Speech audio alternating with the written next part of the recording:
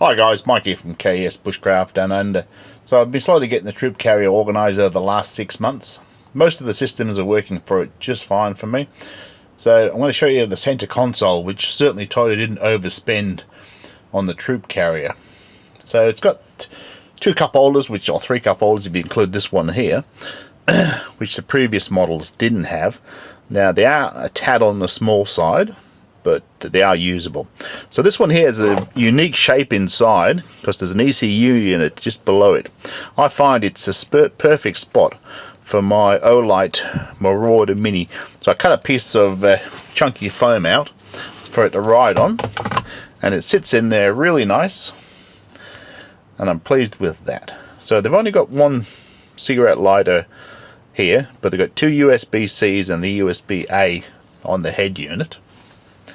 Now there's a pocket big enough for a plus size iPhone in the middle of the console. Right, so this is the pocket. Now it does have a slot cut in the bottom for attaching the charge cable. So I have a Pelican case on my 7 Plus, so mine fits in diagonally from corner to corner. Right guys, so there's 2 cup holders. They're not giants, but they will hold these 20-ounce ramblers. So it'll hold a his and hers set of those, which for me on the road is more than enough water. But I do have what's called a bottle boss that's sold here in Australia, which is this guy here. So I can either add one of those. So if I add that there, I can add a 26 ouncer and still have the travel cup.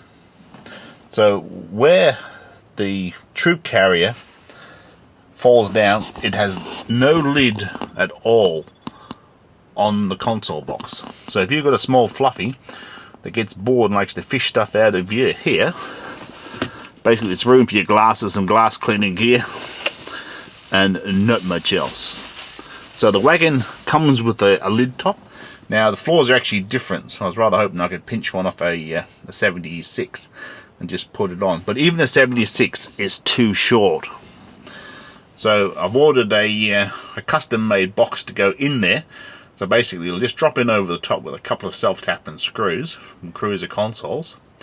Now they're about a month to build and shipping, so probably 5 or 6 weeks. So it's still about 3 weeks away from the time I'm filming today, and I'm hoping that should make it quite a good unit for what I want.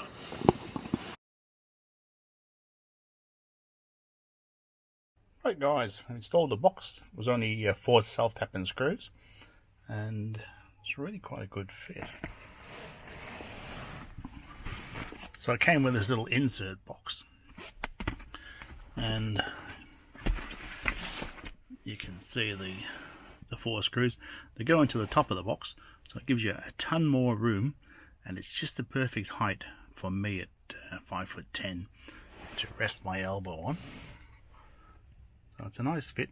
Now the only minor grievy I'd have about it is the catch on the rear. If you trundle the back seat, it's difficult to get to start with. It's even a bit more so. I'll show you that. Right, so that's the side view. So if you're going to slide the passenger seat forward, you want to make sure your seat belt chain is tucked in there under that cap.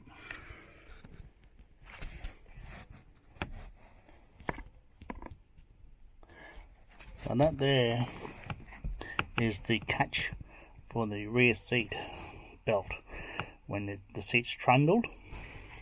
So to get that in there now was difficult before. You'll have to slide the driver's seat forward and then put it back. But it's got a lot of storage. It's really quite a nice fit. So I'm chuffed with it, guys. So guys, all in all, I'm really happy with it.